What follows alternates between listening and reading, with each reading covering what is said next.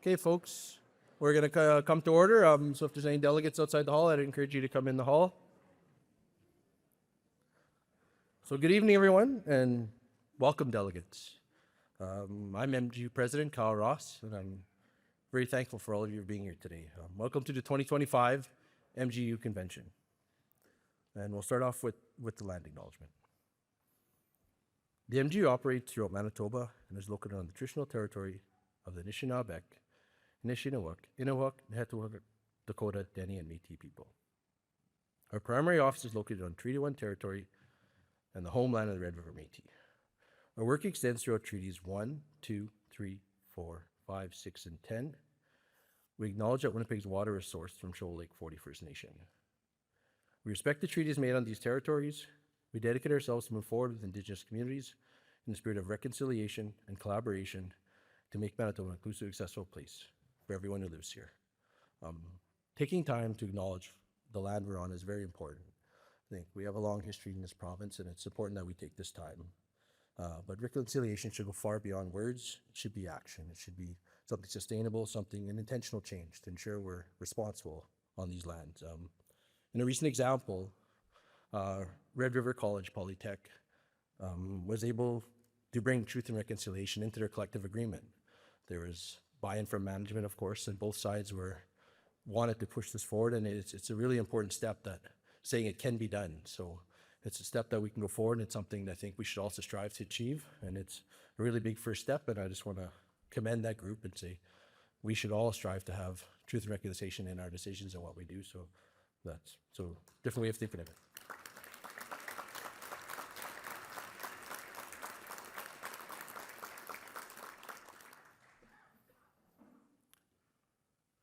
Now I'd like to ask Katie Whitford to come up at this point to do an opening prayer.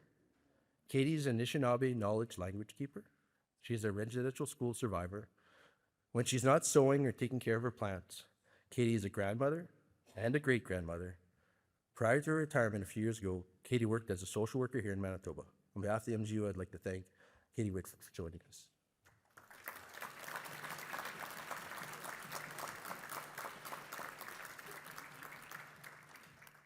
I didn't want my face to be on that big screen, but Anin, bonjour. Hello, everybody. It's so awesome to see all of you. I totally enjoy life, and I look forward to whenever I'm asked to go pray somewhere and share my gift, my knowledge, my language, which I treasure very deeply. I didn't lose it like some of our people did, and I have my parents to thank for that. See, I can see myself there, and I'm not happy about it. This is such a large crowd. I feel so brave standing up here. I've never seen so many people in front of me.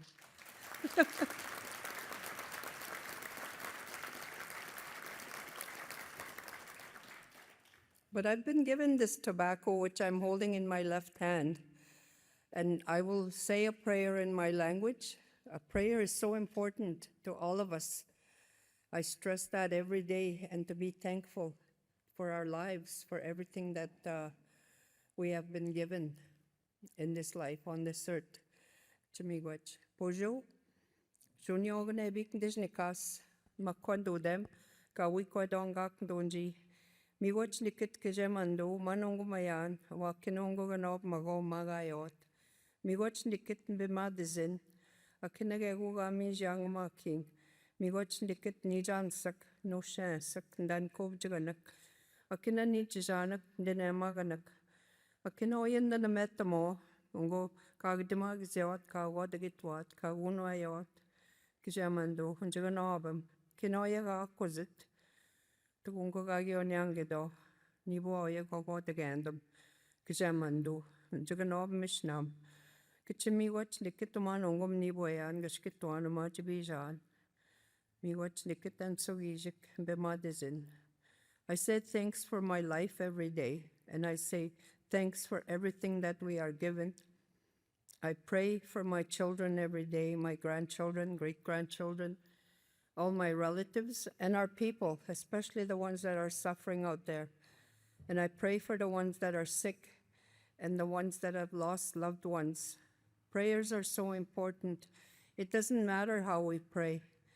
For me, because I've been on this healing journey most of my life, I pray in my culture now, but I haven't forgotten the Catholic ways that I was raised by my parents.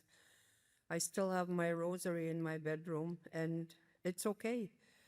I don't judge anybody, and it's okay. We can pray to anyone, God, Creator, Manitou. There is someone listening to us and guiding us in our lives, and so we should be thankful for everything we have. Miigwech.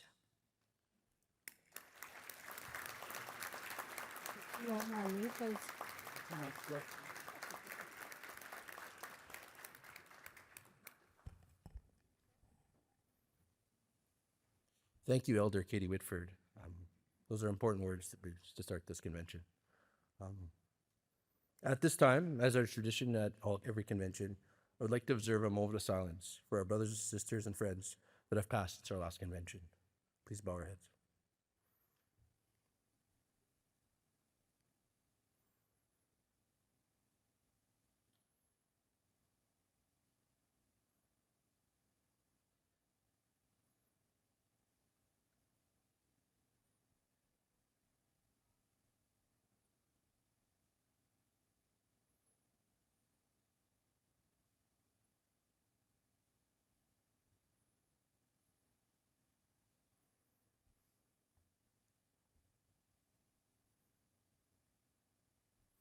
Thank you, delegates. Now I'd like to welcome Katie St. Germain to sing our national anthem.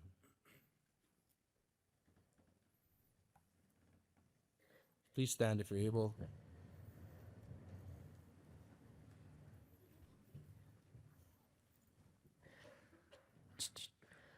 Oh, Canada, our home and native land, true patriot love in all of us command. With glowing hearts we see thee rise, the true north, strong and free. From far and wide, oh Canada, we stand on guard for thee. God, keep our land glorious and free. Oh Canada, we stand on guard for thee. Oh Canada, we stand on guard for thee.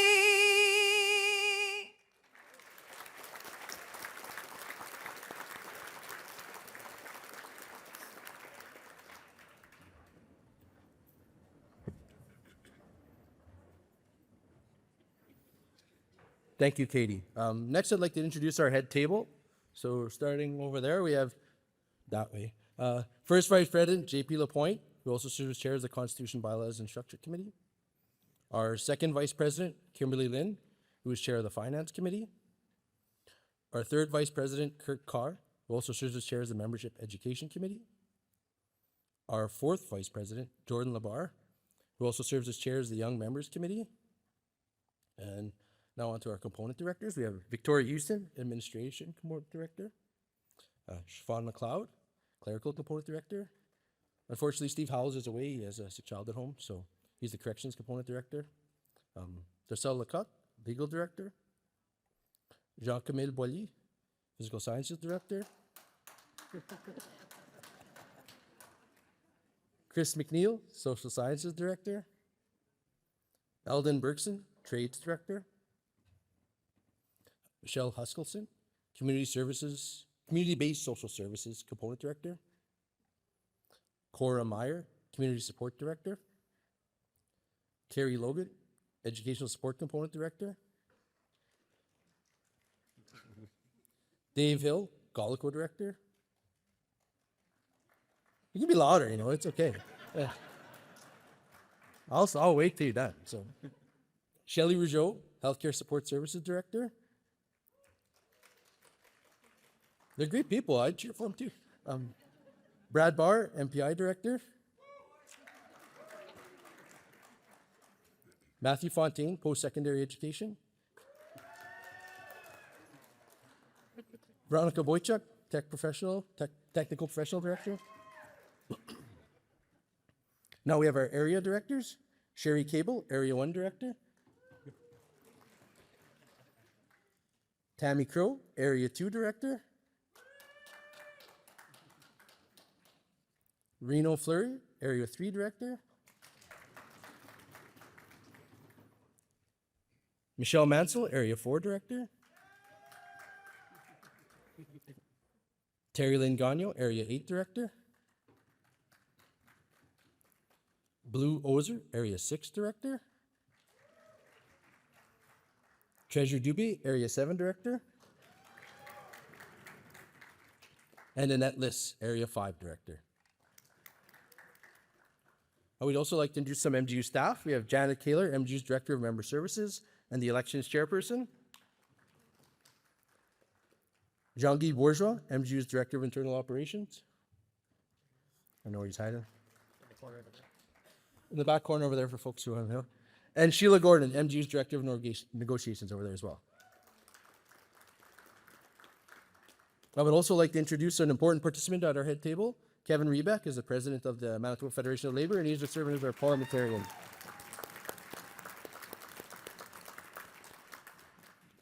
I just want to take a second to thank our great board of directors.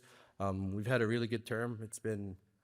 We did a lot of work, and we've spent a lot of time and some difficult discussions, and there's just a great group of folks that lead this union that help us all succeed, and I think it's really important that the work they do, and looking forward to the next term, if I'm here or not, but looking forward to it with everyone here, because I think we have some good work to do coming up. So, the past 2 years have been challenging, but we've also had a lot of success.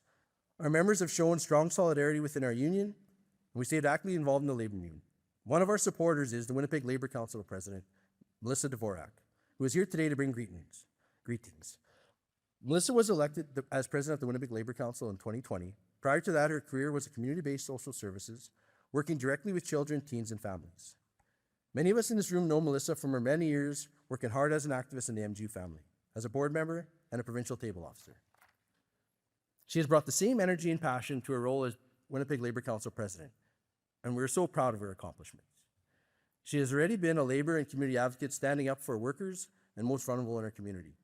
As WLC president, she has been building a supportive, well-functioning team of labor activists, engaging and collaborating with delegates, like-minded community groups, and adapting to challenging times. Melissa cares about solidarity, working together to make our neighborhoods, city, and provinces a place where people want to live and raise their families, and with no one left behind. So let's give a warm welcome to Melissa Dvorak.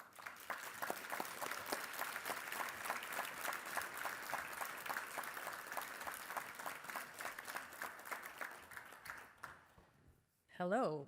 I could do without seeing my face there too. Good evening, sisters, brothers, and friends, and welcome to the 68th Convention of Manitoba Government and General Employees Union. My name is Melissa Dvorak, and I am the president of the Winnipeg Labor Council.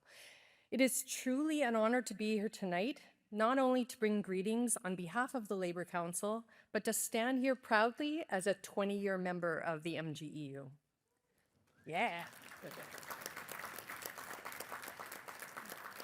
Before I begin, I want to take a moment just to thank Elder Katie Whitford for the greeting and the blessing. The labor movement recognizes that reconciliation takes ongoing commitment and real, meaningful action. We continue to walk alongside Indigenous peoples in the struggle for justice, fairness, and equality, values that sit right at the heart of who we are as a movement. So when I get asked to bring greetings, I usually talk about the Labor Council and why it's important to get involved. But tonight, I want to talk about something bigger, about solidarity in the labor movement and what it means to be an MGEU member. For me, that story started 20 years ago when I helped organize my local. It was my first experience with organized labor. We were just a small group, there was about 25 of us, and we just wanted to be treated fairly at work. Since then, I've been a local president, I've bargained collective agreements, taken more training than I can count, and even got to facilitate some of that myself. I've sat on MGEU committees, helped in campaigns, and worked with other unions across Manitoba. I've had the privilege of being part of national, provincial, and component campaigns, committees, and conventions. And all of that experience, all of those opportunities, I owe to the MGEU. My first MGEU convention was back in 2010 when the community-based social services component was first established. Shortly after that, I was elected director of that component and served 3 terms on the board of directors, 1 as 4th VP. Back then, I knew a lot of activists. I could look around the room and recognize most of the faces, the staff, the board, the delegates. But these days, when I look around the room, I don't recognize as many faces. And honestly, that's a good thing. That means that MGEU is doing its job. It means the union is bringing new activists, new energy, and new ideas. It means that more people are stepping up, running in elections, helping co-workers, and showing up. That's what a healthy union looks like.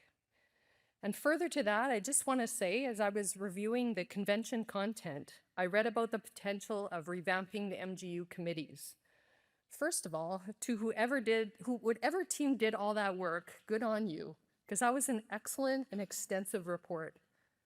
And from what I can see on it, the MGEU is certainly focused on finding ways to increase participation and get more activists involved. So congratulations to the MGEU for making this a priority. In 2020, I was elected president of the Winnipeg Labor Council, and that's a municipal centralized labor body here in the city.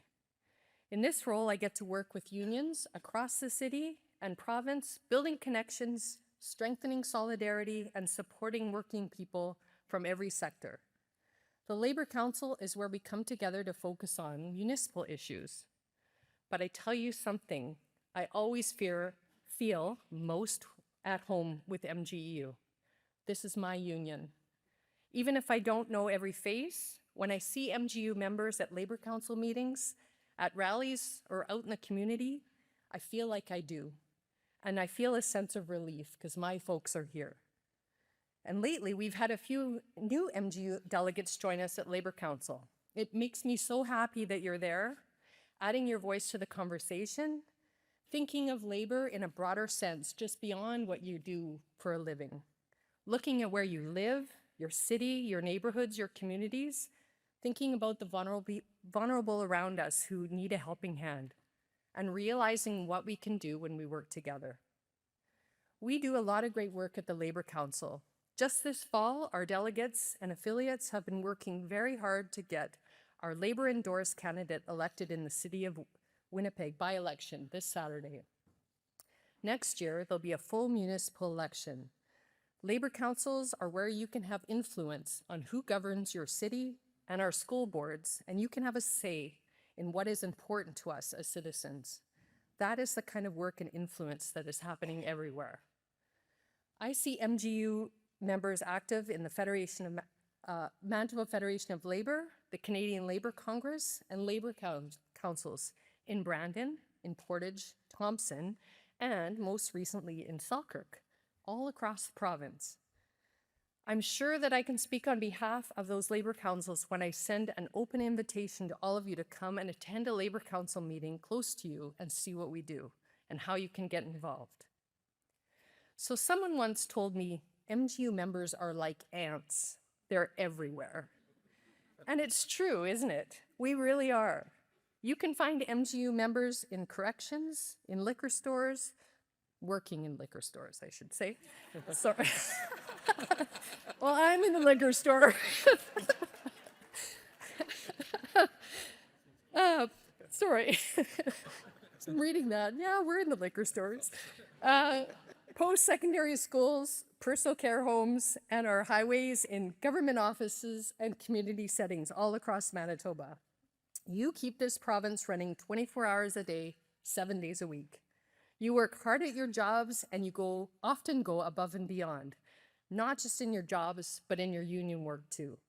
You are the ones who step up as stewards, bargaining team members, and health and safety reps. You are the ones who look out for your coworkers and stand up for what is right. You are the MGEU. And I don't want to end without giving a big shout out to President Kyle Ross for leading the way, and to your board, your local executives, your members, and the MGEU's team of excellent staff. Can we give them a round of applause?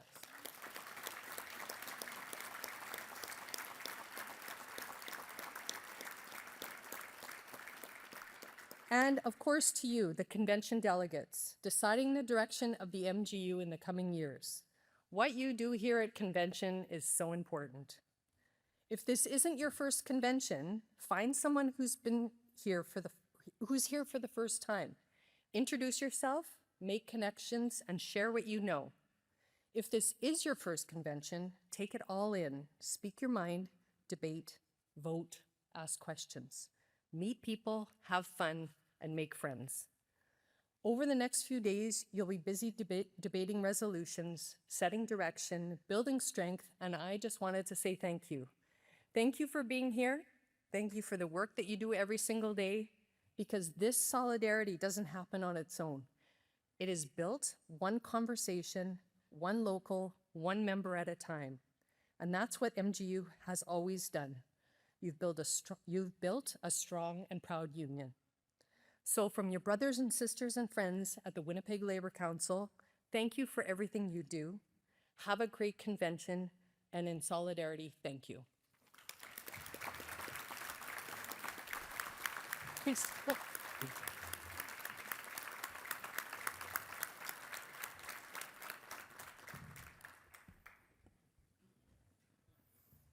Thank you, Melissa. Now I'd like to welcome Janet Kaler, our Director of Member Services, to the podium. Janet has a few things to go through each this evening. First, she's going to walk us through the respectful conduct, because we have to behave, even though we don't like to, but that's okay. I don't anyway. But following that, she'll take us through an outline of the provincial table officer election procedures. And then finally, she'll walk us through how to cast our electronic votes this weekend. So Janet, it's yours.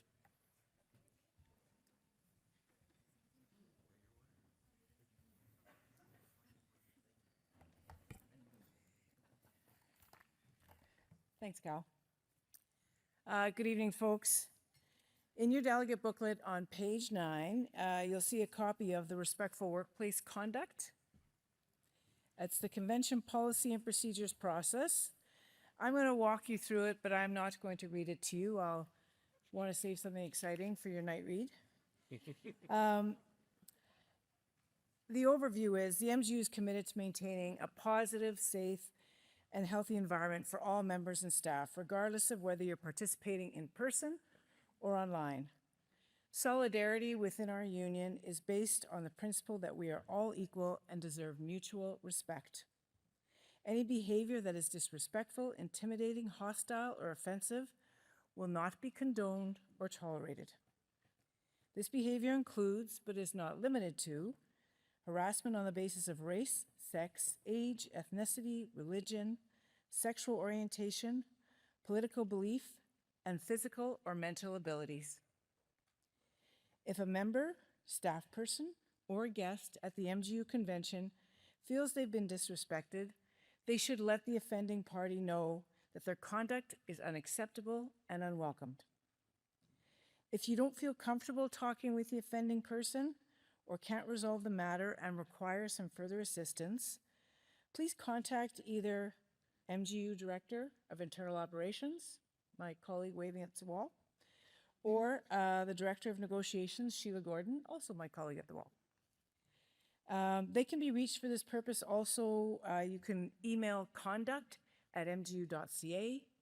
You can contact our resource center and certainly the registration desk. Any of those places will put you in touch quickly with either Jean-Guy or Sheila. I'm now going to talk a little bit about the provincial table officer elections process. As I'm the chair for the provincial table officer elections, I'll explain the process and the steps that we're going to follow and what you're going to do when you're voting for these folks. We will do them in order: first president, then first vice, second, third, and fourth. Elections are all held on Saturday morning, and each candidate will need to win with a 50% plus one majority. You will have 1 minute to vote in these elections, a little different than what we talked about with resolutions, where once Dot sort of tells the chair, it looks like everybody's done voting, they'll give you a 5 or 10 second warning saying, hey folks, we're going to close the ballot. If you're having trouble voting, you can't get logged in, your phone's dying, stand and wave or go back to the tech table. Can I get the tech folks to just wave your hands? That would be the helpers in your back. See that? And they will assist you. And certainly, both with the provincial table officer elections or any resolution that's being chaired, even though we've got a set amount of time, if you say, hey, I need a bit more time, we will pause and make sure that you've had sufficient time to vote. If you're wishing to run for any of these positions that I named, your nomination papers have to be to me by noon tomorrow. Nominators for candidates seeking these positions have to be convention delegates, and nominations papers are available at the registration desk. So if you think you're interested, go to the desk, ask for Sarah. Sarah will contact me, and I'll walk you through the process of submitting your papers, but again, no later than noon Friday. Tomorrow at 4 o'clock, we'll be having the all candidates forum questions immediately following convention's proceedings, and I encourage those of you that are able to attend. It's one more way for you to get to know the candidates, to make an informed choice on behalf of yourself and your local, and it's a lot of fun usually too. Candidates will get an opportunity to introduce themselves to you and to answer your questions. So an email went out a couple weeks ago inviting you to send questions in. Kevin Rebeck chairs that event and will pose the questions to each of the candidates. The questions should be general in nature or specific to a position, not specific to a person. We won't be accepting questions from the floor, so if you have a question, you need to email it to us in advance. And the deadline is tonight at midnight, and the email address to submit your questions is admin@mfl.mb.ca. And if you didn't catch that, again, please check with the registration desk if you have a question that you think needs to be asked. Regarding the display of candidate promotional content during convention-related events, I'll offer a bit of clarity for you on that. Delegate name. The delegate online guide provides clear direction on how to enter your name when logging into convention proceedings. All delegates are expected to adhere to this direction so that delegates can be recognized appropriately. Delegates may not enter candidates' promotional material into their field name. During in-person conventions, delegates had permitted to wear t-shirts, scarves, buttons, and other clothing that displays promotional languages, images promoting their candidate, and this will also be permitted for delegates on camera during the virtual convention. Backdrops during the in-person convention. Posters are not permitted in convention hall or hotel. Similarly, virtual delegates may not display promotional language in support of an election candidate or virtual chair with a physical backdrop. As always, the MGEU logo may not be used in any promotional material, items, etc. in support of an election candidate. All candidate campaign materials must comply with our respectful workplace conduct and policy. To vote. The process for voting in the provincial table officer elections will be different than the process for voting on a resolution. We're going to demo the voting system for the elections on Saturday ahead of the election. So there'll be a refresh so you know exactly what to do on Saturday when you're voting. As always, I will call for the Sergeant-at-Arms to tile the doors. In order to vote, delegates will need to be in the room. So I'll probably say to the Sergeant-at-Arms, hey, can you make sure nobody's waiting in the hallway? Come on in. But once they close the doors, nobody goes in or out. If we are fortunate enough to be able to do the electronic vote, which we believe we will be, the vote period's pretty small. So it's not like if you are locked out, you're going to be locked out for long, but you will have missed the opportunity to do a very important job, and that is to elect your leaders. In the unlikely event of a technical problem, we have a full paper ballot system ready to deploy, and we have lots of experience with that too because we did it for many years that way, so please be assured. The only reason we have a backup system, I think last convention, the internet went out for like an hour and a half, and that was a problem. And now I think we have a demo, an electronic voting demo.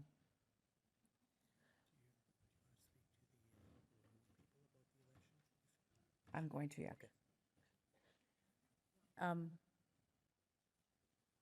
Are we pulling up the demo? Okay.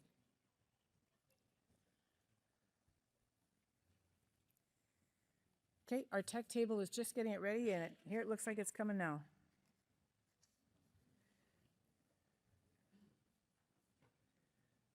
And JP, you remember my comments about this from earlier? Right, that's for tomorrow.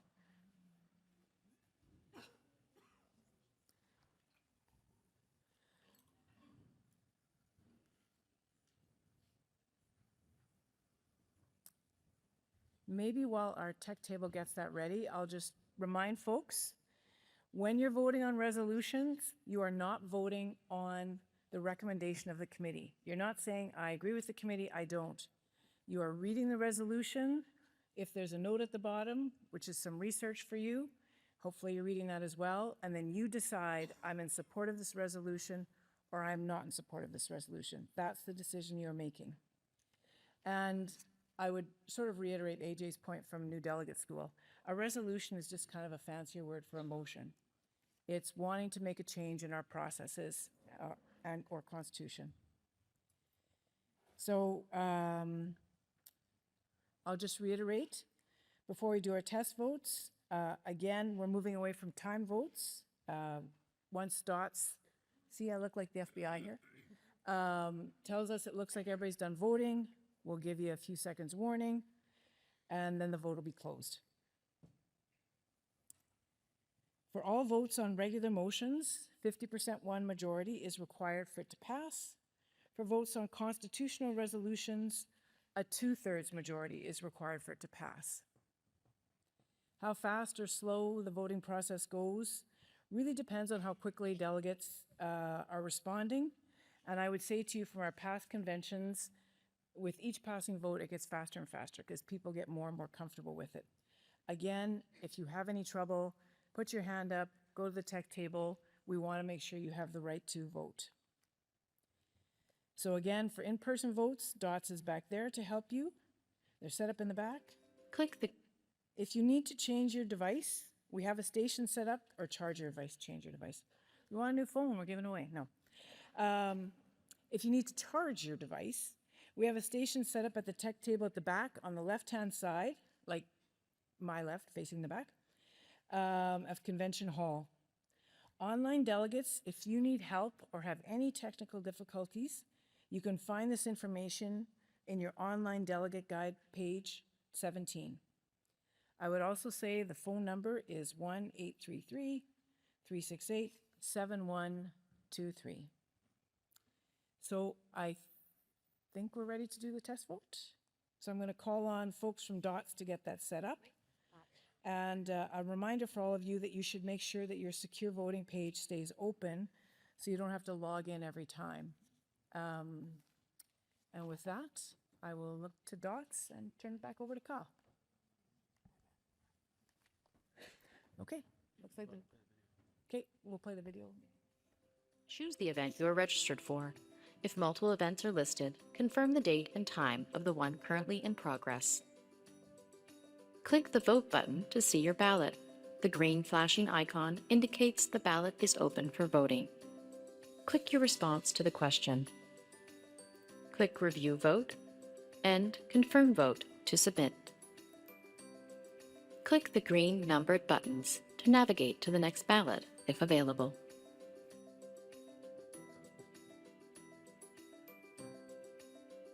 Click the Resolutions button to The tech table is having technical trouble. Oh. Oh, are you present and engaged in convention? Please select one option.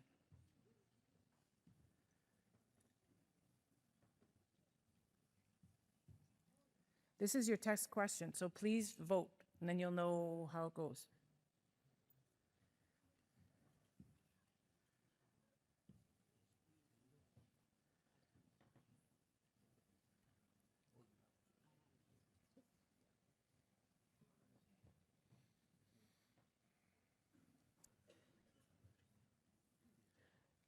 I don't see any hands up. Is anybody having trouble?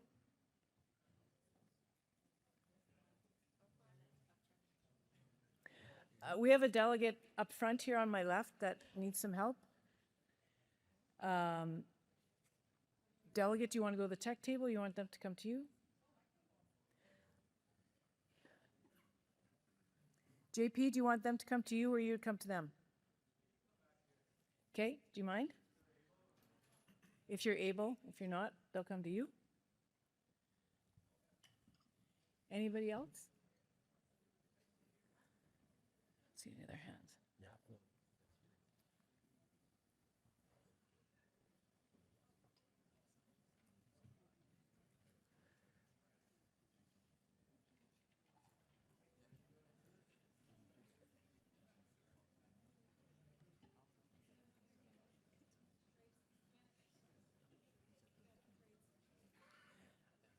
Sir, are you able to go to the tech table? Do you want them to come to you? I have one more delegate over here on my right that needs some help.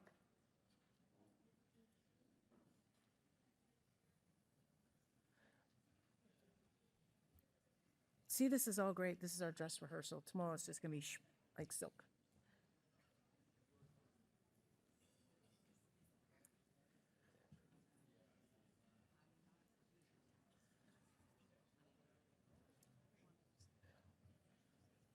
Are there any other?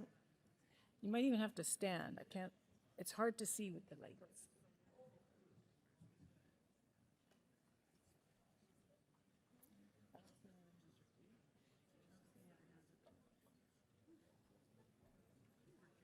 Okay. No. No.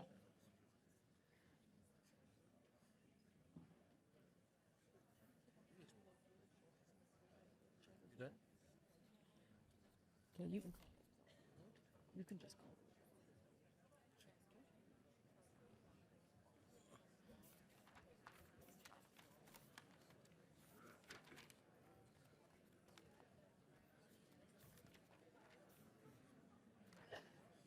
No worries, folks. We're just going to make sure everybody's signed in. So we have some people at tech table, so it might take a bit. So how about them Blue Jays, eh?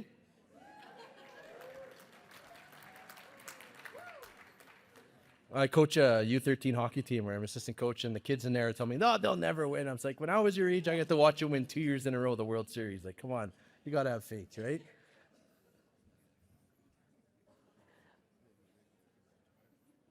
You're good? Looks like we have the results, so I don't know. Are we putting them up?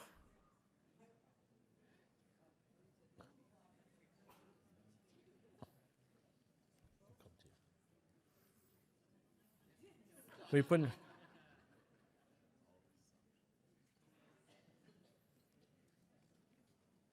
I have the results here, but I wonder if you're going to put them up. The results are yes, 228 to no, 8.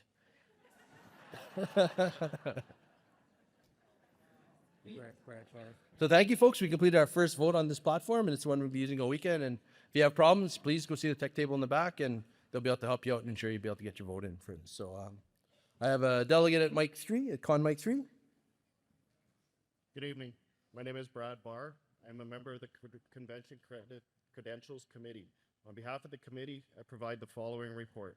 As of 7 p.m., there were 245 registered in-person delegates and 5 online for a total number of 250. There were 6 official observers registered. The total number of registered honorary life members, solidarity members, and guests is 17. I move acceptance of this report of the Credentials Committee. Thank you, delegate. Thank you, Brad. Do we have a seconder of that motion? Would you go to a mic and give us your name and where you're from? You moved your arm. You can go. Yeah, here's good. Either one. Yeah. My name is Alex Simpson, and I second the motion. Where are you from, too? What local? Local 26, yes. Thank you. Good.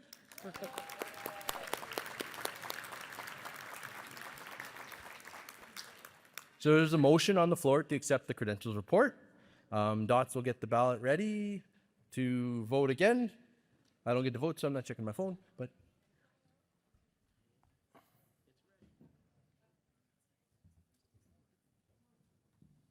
The ballot is now open.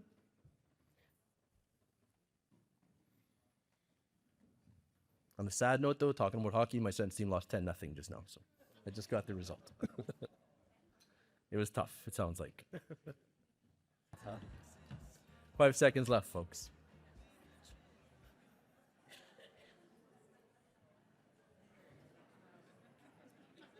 Should have known. Should have known. Should have known.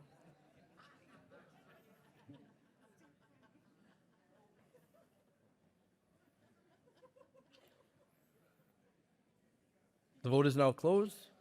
The adoption of agenda is carried, 225 to 2. Next, we have the adoption of the minutes from our 2023 convention. I will need a mover and a seconder again, so don't all race to the mics at once, but I see Derek Fisher over there about to go to a mic. First time delegate, I think. The light was on you, Derek, sorry.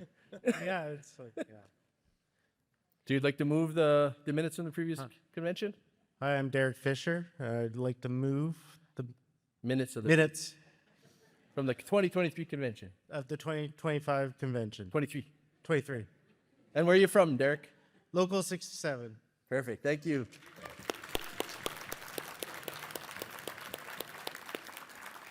Pro Mic 4. I'm Jonathan Lipson, Local 256. I'll second. Thank you. So the minutes have been moved and seconded. Any debate on the motion? Seeing none, we'll open the question.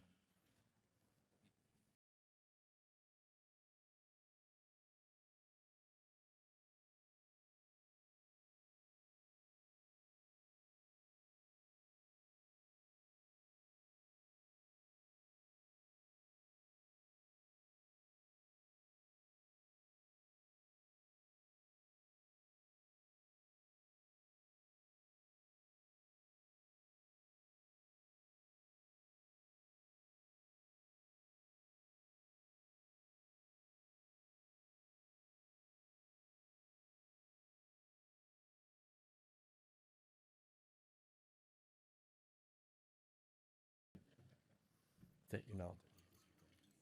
You have a job. Thank you. 5 seconds left, folks.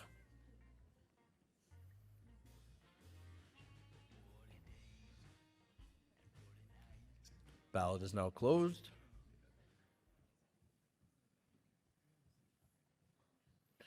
That's carried, 230 to 2. Next up, we have to adopt the rules of order. We use a variation of Borno's rules of order, specific in your delegate book on pages 349 and 350. We'll need a mover and a seconder as well. So I would ask some delegates to get up to the mic and move and second the rules of order.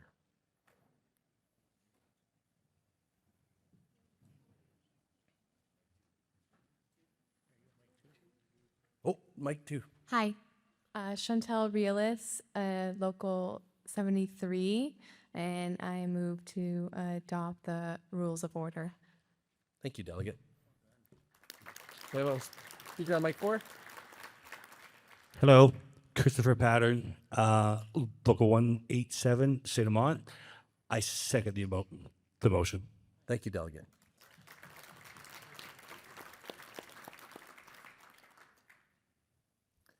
So the rules of order have been moved and seconded. Is there any discussion on the rules of order? Seeing none, please open the ballot for the rules of order. I almost asked for a hand vote because kind of missed it at the board. That's carried, 224 to 6. So thank you, folks. With that, I'd ask the board if they'd like, they can stand down and go join their delegations on the floor. Thank you for being up here with us. It's a little warm up here, so I figured I'd give them a break. Only I have to sweat it out, so.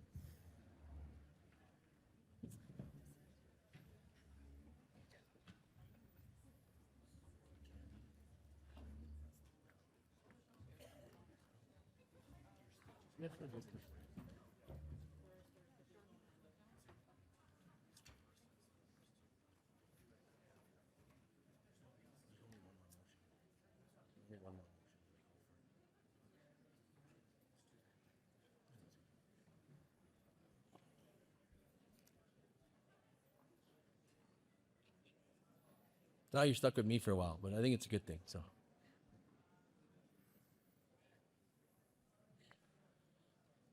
I know you got your eye on me. I'll stay out of trouble, I promise. Just gonna give our board time to sit down, so. Pardon? You realize I have this thing in me here, so I only hear out of this ear right now. And AJ's part of the group that's in my ear, and he was the one who did the new delegate school, and you know he's a bit of a joker, so sometimes.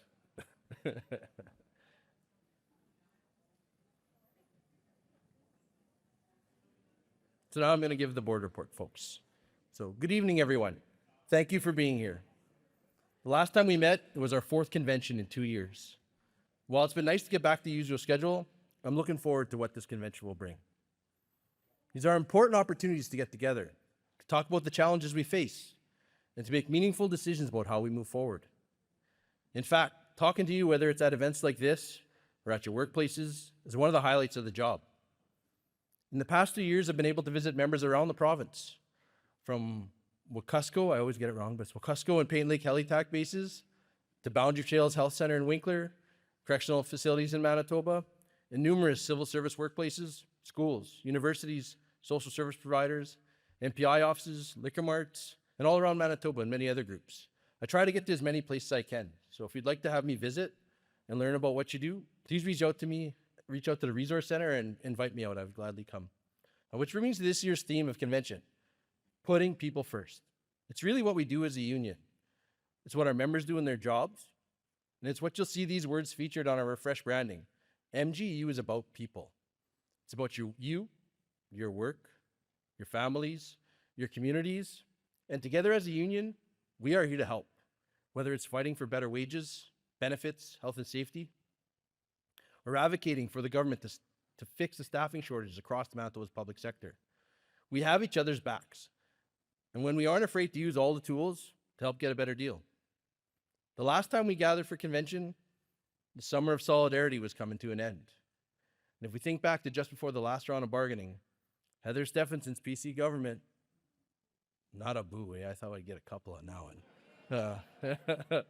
She didn't like me, I can tell you that, and I only met her once. But they seemed unwilling to negotiate fair deals. And we were getting ready for a tough round, fighting for you to catch up and keep up with the rising cost of living. You know how many times I've said that over the last couple of years? We need a plan, not only to improve our bargaining power, but to deepen the connection between our members and our union. We knew we wouldn't get the mandates we needed if you, the members, were not engaged. And we had to start shifting attitudes from MGEU being the union to our union. So this makes me think of a time when I was first elected president of this union. COVID was still happening, unfortunately, during that time, and I was working from home, and we had a meeting with a bunch of sheriffs who were not pleased with us, to say the least, and their spokesperson was talking. We're on virtual meeting, and he was pretty agitated, and he kept saying, the union didn't do this, the union didn't do that, the union should do this, and for about approximately probably 20 minutes, and finally I stopped him. I said, you recognize we're all on the same side here, right? Like, we're all trying to make this better. Like, you recognize that this is how we get this done. And so it's really important that we focus our words, and when we talk about the MGEU, we say our union, my union, instead of saying like the union. It's not something that's over here and away from us. It's something that we're a part of, and if we want change, we have to be a part of it. Yeah, we have to do it together. We should do it with you, not for you as a union. I think that's one of the lines I use often is we have to do it together.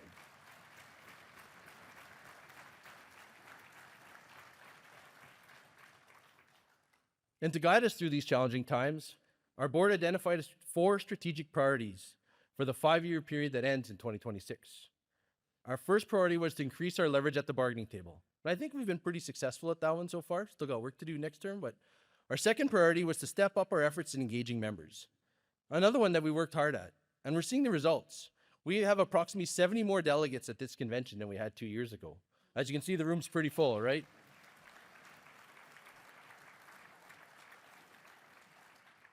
Our third strategic priority was to grow and support our activists. Many of you who hold elected positions filled out our recent activist survey, which is an important tool to hear from you on how we can do better. And our fourth strategic priority was constant modernization of our IT tools. It's important that we bring the union in the 21st century. When I got here, our union was still using many technologies from probably the 90s, 2000s, paper and a pencil. I'm a techie, so I expect us to use digital technologies, but we're getting there. And making these progress will move our union forward. These 4 priorities shaped our work over the last 2 years and helped MGEU win. So back to the summer of 2023. Thousands have never been on strike across the province. The strikes at Liquor and Terranet just finished. And at time of convention, our members at MPU were standing strong on the picket line. Just days before our last convention, we had received an historic, first ever strike mandate from the civil service. Yeah, that's right.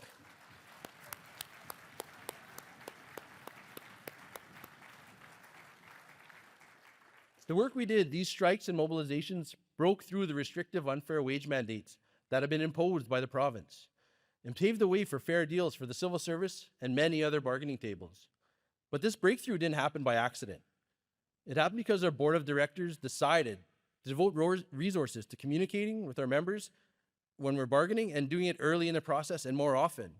We used phone banks, we used online sessions to talk to our members on reasons why they should be giving their bargaining committees a strike mandate. We increased strike pay, reduced dues on essential services work, and provided more support for rotating and targeted actions, and developing a coordinated bargaining message and strategy for all our tables to catch up and keep up with the rising cost of living. Over the last 2 years, we've continued to build on this approach.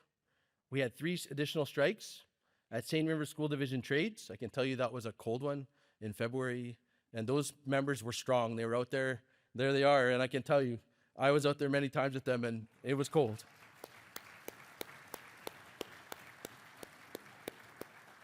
They never complained. They were in it to win it, and that's what they did. So, and community service, Métis Child and Family and Community Services and Michif Child and Family Services also went on strike.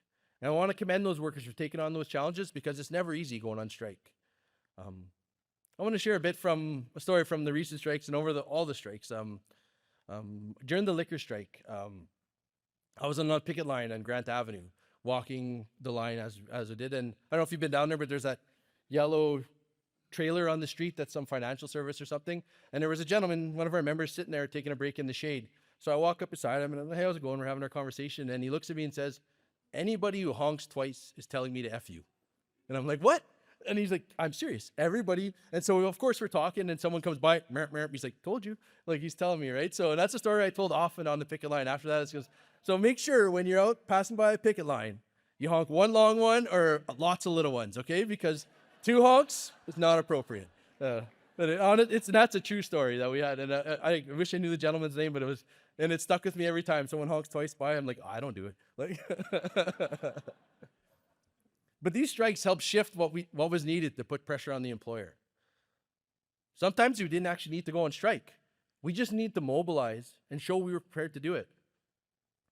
We were within 90 minutes of the largest strike in Manitoba history for reaching a fair deal with the healthcare support workers. 90 minutes. It was a long night. These are just a few examples. There's more than 100 locals who have supported their bargaining committees with strike mandates since the adoption of our strategic plan. That's more than 80% of MGEU members who are committed to getting a fair deal, even if it meant having to go on strike. Employers believe us when the MGEU bargaining committee says they're prepared to take strike action, they mean it. And that means employers take our bargaining committees and our members seriously at the bargaining table.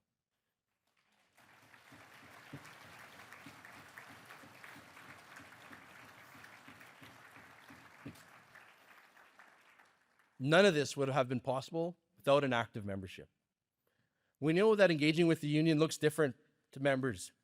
For some of you, tools like the Resource Center meet your needs. You can see that when we have busy years, like in the middle of bargaining, folks are reaching out, looking for information, looking for help. And a call to the Resource Center may be the only touch point they want with the union. And then there are members who read our emails and engage when they need to, like during strike action.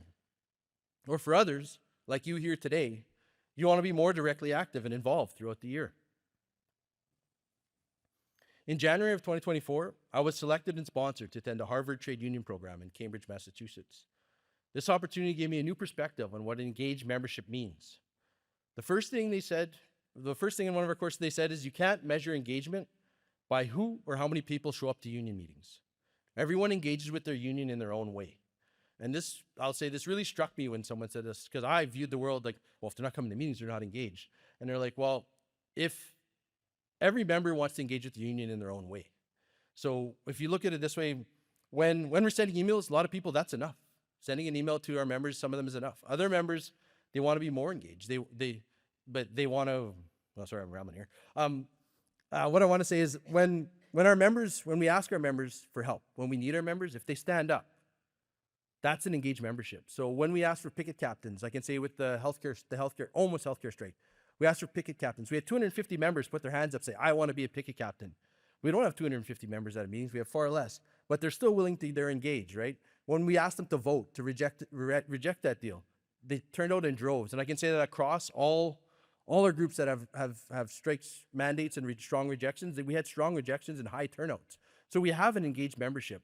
Just if we try to measure it by who's showing up to meetings, it looks something different. So we have to consider that members engage in a way they want to. And we should be able to accept that and hope that when we need them, they'll be there. And that's the work we've put in, and we're seeing the fruits of our labor. So, but there's more we can do. Which is why over the last 2 years, we've created new opportunities for members to get involved. In April of last year, the Young Members Committee and the Equity and Human Rights Committee both hosted their own one-day issues conferences. These were opportunities for members to get together from all parts of the province, across components and areas, and learn about the MGEU from guest speakers. I had the opportunity to speak at the Young Members Conference, and it was great to see young workers trying to find more ways to get engaged, asking many questions about how the MGEU works, and learning about the MGEU. At the Equity and Human Rights Issue Conference, we had the pleasure to hear from guest speakers from across Canada, including our very own Reno Fleury. He told a very moving story about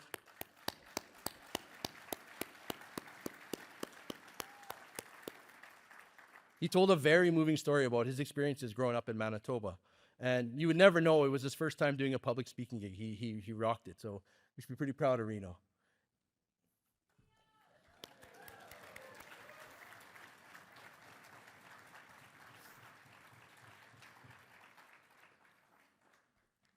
We'll be hosting these conferences again in 2027. And if it sounds interesting to you, keep an eye out for the details on how you get involved. We also held our very first assembly. So you might be thinking, what is an assembly? Is it like what we had in school? It is not, okay? No spitballs, none of that stuff.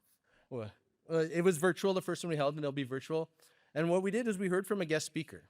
And after the presentation, we broke into small groups, and we discussed about what we were discussing in the assembly. And we got the opportunity to meet many of the people there. I had got to participate, and we got to go in small groups, and I got to learn from the other members, and we talked about things. It was really impactful and an opportunity way virtually to build these connections across our union. It was an interesting way of doing it. It's something, this educational way I've done educational this way, where we break into small groups, and I think it's a new opportunity, a way we can get together. So it's a great way to use technology to get this done. I'm off script here, that's why I'm struggling. It's important for us to have that time together, and virtual format makes it easy to bring our members together. You'll be hearing more about the assemblies in this convention, and we're optimistic that this new format will be able to engage as many members as we can. For members who want to engage even more and actively in communities, we have another exciting opportunity. We've started a lobby program. It's one thing when I meet with a minister, an elected official, but it's entirely different when those conversations come from somebody within their own community. You might run into them to the grocery store or the park. I can say during the last election campaign, I was playing video games with my son, and the campaign worker comes and knocks on my door. Says, hey, the candidate's in town. Would you like to speak to him? If you don't know where I live, I live in a very blue riding, and like they could rent a blue picnic table and he'd win. So he comes and knocks on my door, Mr. Schuler. I get him to come knock. So he comes back and I speak to him and I say, "Oh, hi, Mr. Schuler." And then he's giving me his conservative spiel, telling me what they're trying to run on and get elected. So then, being the troublemaker, I'm asking him, I was like, "What happened with the liquor strike?" And the first words out of his mouth, "Oh, the union forced the workers to take less than we initially offered." And I'm like, "Oh yeah, oh really then, right? And then, are you sure about that?" And then he doubled down again and said it. So I let him say whatever. And then after that again, I asked him about MPI. Of course, they were still on strike. "Those workers are asking for more than they deserve," and he was going on.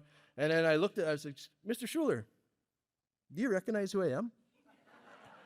And he stops in his tracks and he kind of gives me the, like trying to figure out, should I know this guy? I'm like, "I think you should. I've been on TV all summer." But, and then so after he kind of looks, and I look at him and said, "Well, I'm Kyle Ross, the president of the MGEU. And I can tell you without a doubt, those workers deserve a fair deal. And the liquor workers took double of what you initially offered."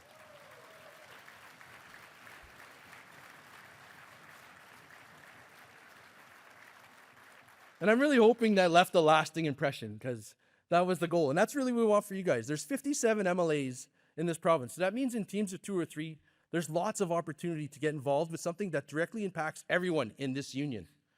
This program is about harnessing the collective power of our membership and building the capacity to advocate for better deals. We want to build this program, and I encourage you to sign up. So tomorrow afternoon, there'll be an MGU camper table set up. I think it's set up already, actually. Script changes, right? In the lobby there. So you can go find out more to sign up and get involved. We will give you the training on how to talk to MLAs and how to tell your story. Politicians know they need to earn the support of the people they represent. The more we can connect the issues to local experiences and voices, the stronger our case becomes for meaningful change. In addition to our lobbying efforts, at the community level, our board of directors also hosted a lunch with cabinet ministers and the premier at the legislature. Much like member lobbying, this event allows board members to meet directly with the premier and ministers whose portfolios affect our work and to advocate on behalf of all members. This opportunity puts a real face to the MGU.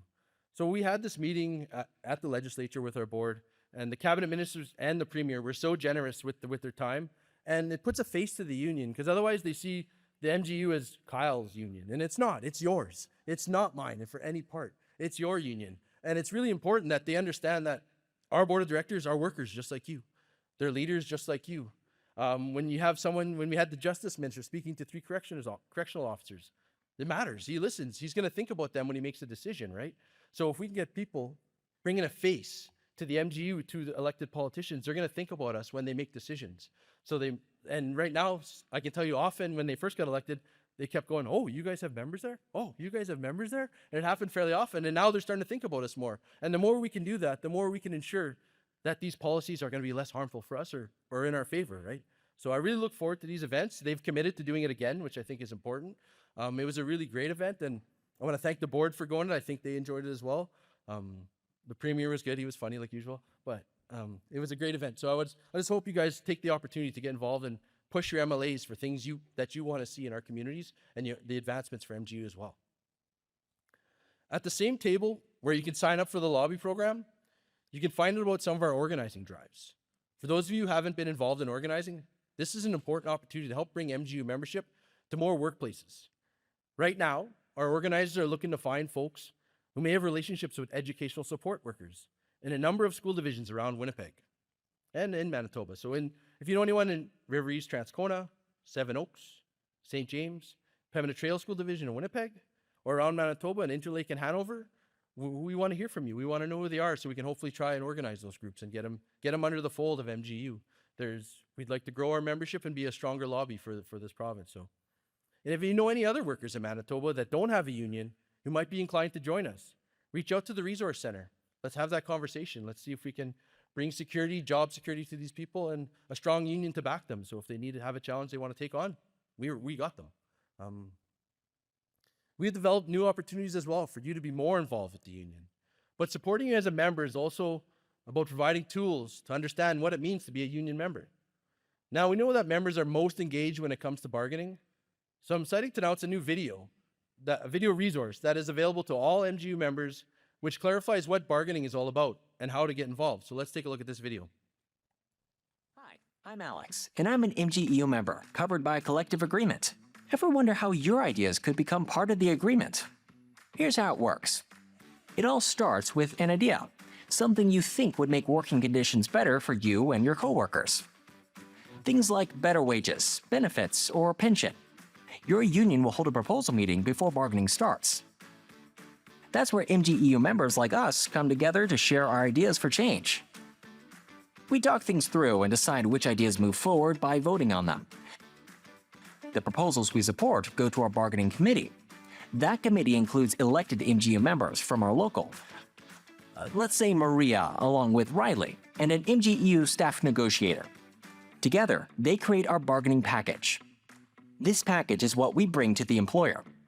Of course, the employer has ideas too. They give us their package in exchange. Then comes bargaining. It's all about the back and forth, which can take time. Maybe Maria suggests a compromise, or our negotiator helps both sides find common ground.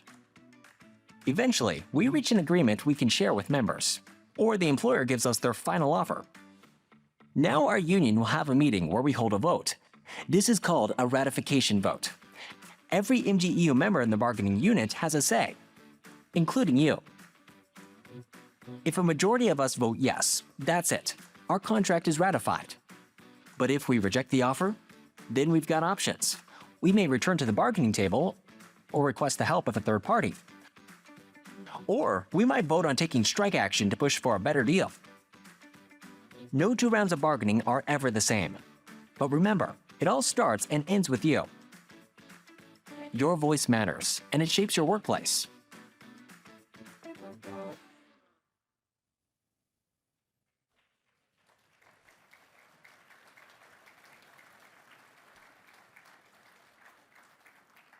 For those of you who sat at a bargaining table, is it the bargaining's that simple, right? Just like, let's do it, right? I think it's a great close note, though. It's a good start. So, as we continue to look for ways to be nimble and responsive and support member engagement with the union, the list of opportunities will grow and change, and we look forward to participating in these events and hearing your feedback.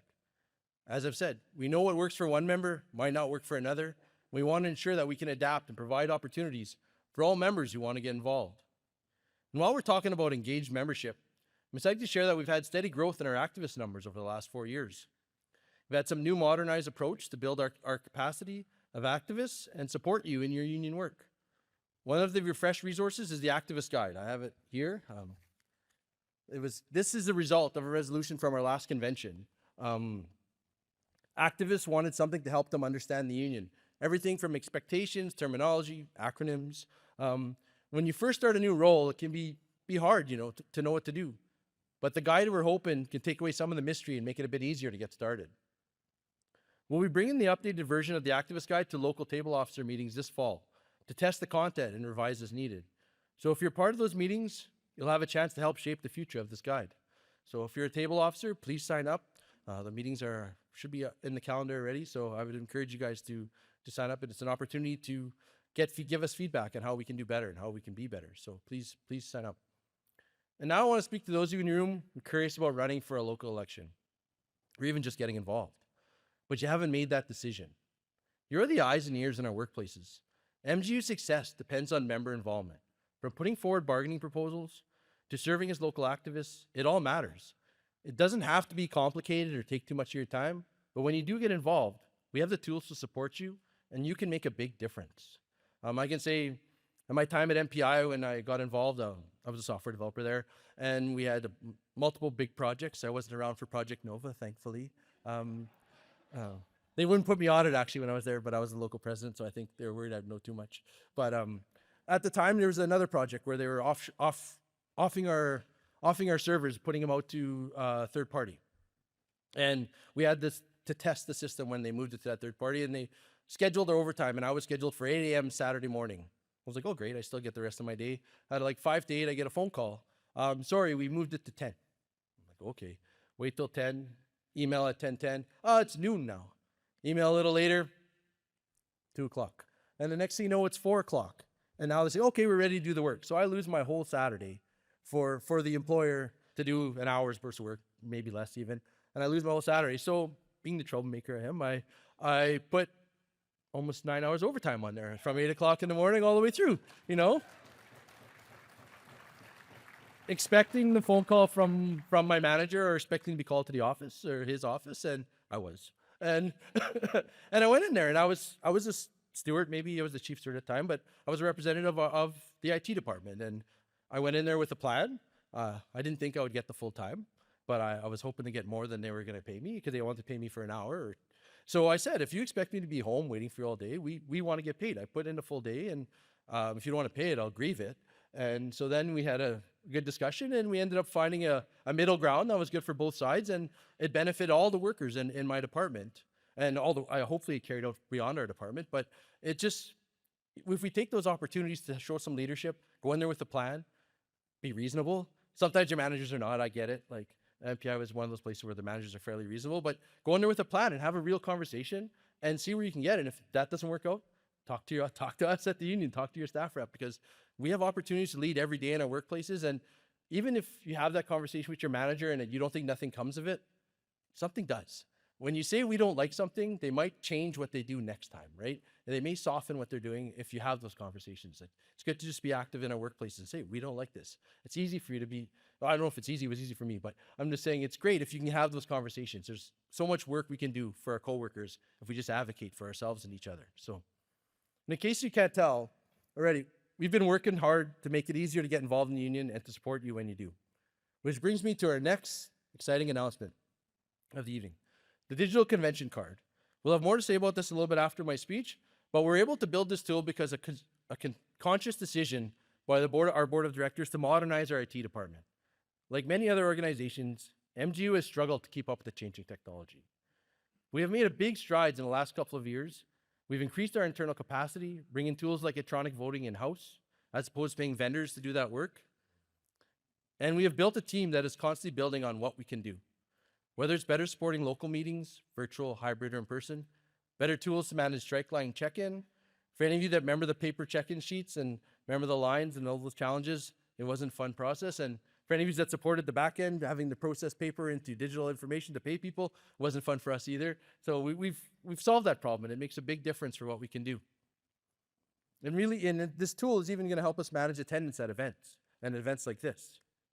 So I'm really excited about the work that's still to come.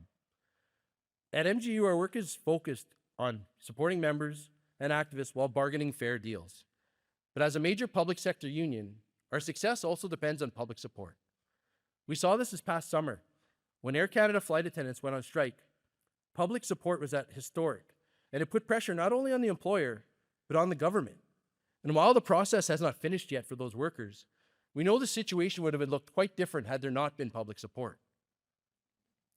MGEU takes many different approaches to building public support here in Manitoba. We sponsor events like the MGHL. We participate in community events, Winnipeg Pride, the Santa Claus Parade. And we also tell your story through public campaigns. Before I get into the rest of our advertising campaign, I want to talk about our logo. For the first time in over 30 years, we have a refreshed brand. The last time MGEU had a logo change was 1993. That's quite a while. I was 13. And a lot has changed since then, obviously. And we're excited to be working with a more modern, but still true to MGEU design. And of course, centering our longtime slogan, putting people first. Because that's what our members do. That's what's at stake when we look at Manitoba's public service today. Right now, over 17% of positions in the public service are vacant. Of course, I don't have to tell you that. I hear it from members every day. You tell me there aren't enough of you to do the work, yet somehow you do it anyway. You do the jobs of 2, 3, 4 people, and that's not sustainable. It's not fair. It leads to exhaustion, burnout, and people just walking away from the job, which is why we have been calling on government to fix the public staffing crisis. We need Manitobans and the government to understand the impact when these jobs are left vacant. The current campaign focuses on what it really means when there aren't enough people to do the jobs, showing who's impacted and how it leaves people behind. In case you haven't seen it yet, let's take a minute to watch it. From the first peoples to our latest arrivals, living here takes creativity. It takes community. It takes Manitobans. But our communities are at risk. Years of cuts mean nearly 20% of provincial public service jobs are sitting empty. And when the government chooses to leave thousands of jobs unfilled, sometimes there's no one there to help. It's time to invest and rebuild our public services, because in Manitoba, we grow by putting people first.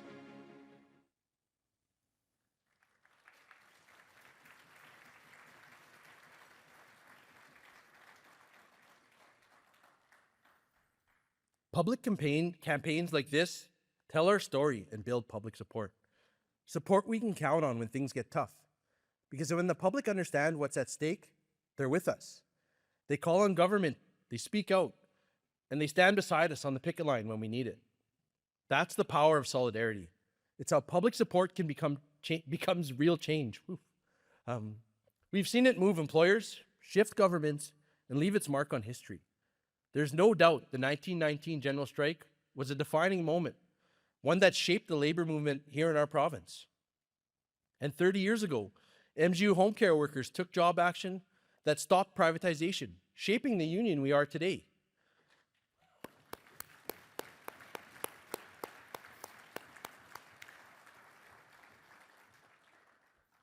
Whether we realize it or not, these last 4 years have been historic for MGEU members and for Manitobans. These are events that we can all look back on proudly, and it's empowering to know we were a part of it. The summer of solidarity, or the summer of strike, whatever you want to call it, came at a time when life was tough for workers in Manitoba. But we stood up to governments, determined to undermine our labor.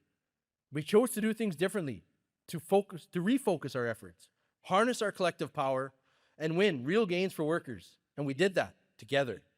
We proved that when we do what we're best at, putting people first, we can make lasting change.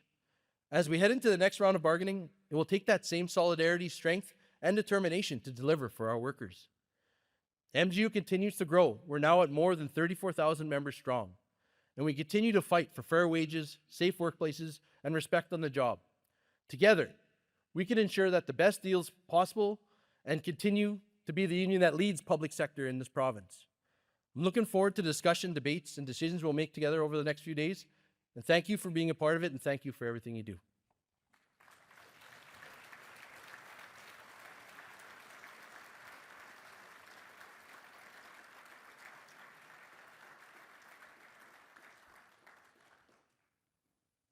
So now I'm going to call on a motion to accept the board report. So I need a delegate to get to the mic. I got someone moving there, so. Okay, I got Pro Mic 4. Darcel Lecoq, Legal Component Director. I move the motion. Thank you. Con Mic 2. Kirk Carr, Local 403, Community Support, and I second the motion. Thank you. So the board report has been moved and seconded. Please open the ballot dots. Oh, sorry. Is there any discussion? I'm jumping the gun here.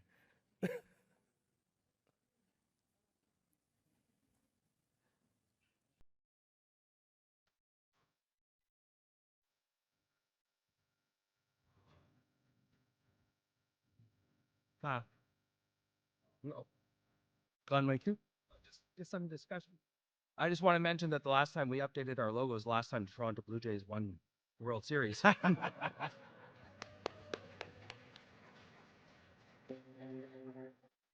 Let's hope they're tied together. But those Jays weren't facing the Dodgers, and that's going to be a tough hill to climb, I think.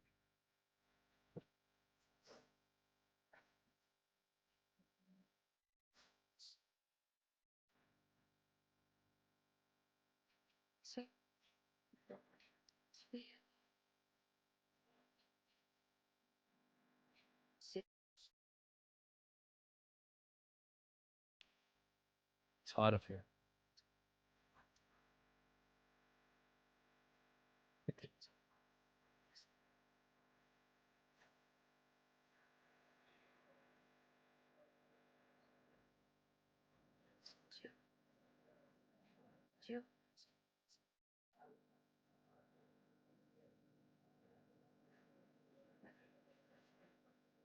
Anybody struggling to vote? See dots up and around the floor. Not seeing any hands. 5 seconds left, folks. Hands up, any problems? Okay, we got one over here on my right.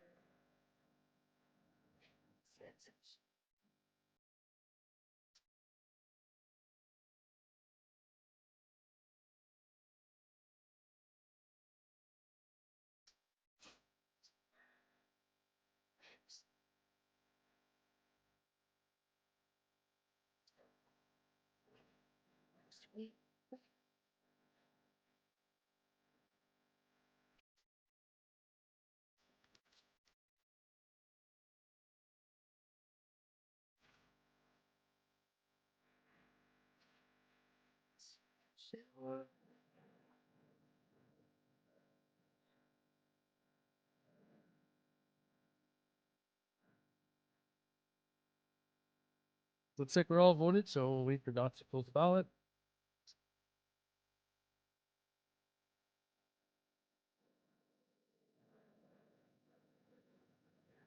And that's carried.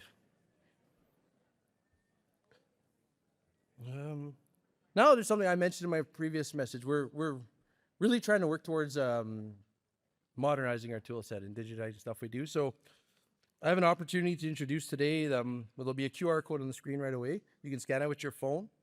With that, you'll be able to get a digital card, a convention card that goes in your digital wallet. And this is the precursor to our member cards will be able to be stored in your digital wallet on your device, rather than have that paper card that kind of wears out after a little bit of time if you carry it around with you. So I would encourage you to do it. You're also kind of pardon? And this is an opportunity for us to test the system before we roll it out to the full membership. So this is just a delegate card. The card will expire, but we will be getting member cards at some point in the next year, and I'm really looking forward to that. So it'll take a bit to get the email after you submit your information, so I won't keep you waiting for that. But so I just want to say thank you guys for trying it. If you have any issues, please go to the tech table. I think it's outside. That's our folks that are doing this, and they'll gladly help you get it through. And we're really looking to learn what gotchas you get when it happens. So, and just some announcements before we close for the evening. For those of you that register with the Workers with a Disability Caucus breakfast, it's at NBC AB tomorrow morning at 7:30. The all candidates reception is in the Wellington Ballroom starting at the closure of this evening. If you have any dietary restrictions, will be indicated on the card at the back of your name badge to present to the serving staff for all meals. We also have pronoun stickers available at the registration desk. I've seen many of you wearing them. I appreciate that. If you'd like to add those to your badges, please do. If you are an activist and you receive an invitation to an appreciation event that you were not able to attend and have not yet collected your gift, please check with it at the registration desk. So those of you that didn't make the appreciation dinners, there's a gift for you. Many of your friends have them. They're pretty cool. And a reminder to delegates to wear your MGEU shirt on Saturday. I think we're planning to take a picture, so put on your best face too, right? That concludes our events for tonight. Thank you, folks. I think that was a great evening. Let's get ready to debate tomorrow morning. Let's remember, we debate the idea, not the person. It's a big part of this. It's all about ideas, and so thank you, folks. See you in the all candidates reception. We resume at 9 a.m. tomorrow. But I've been trying hard.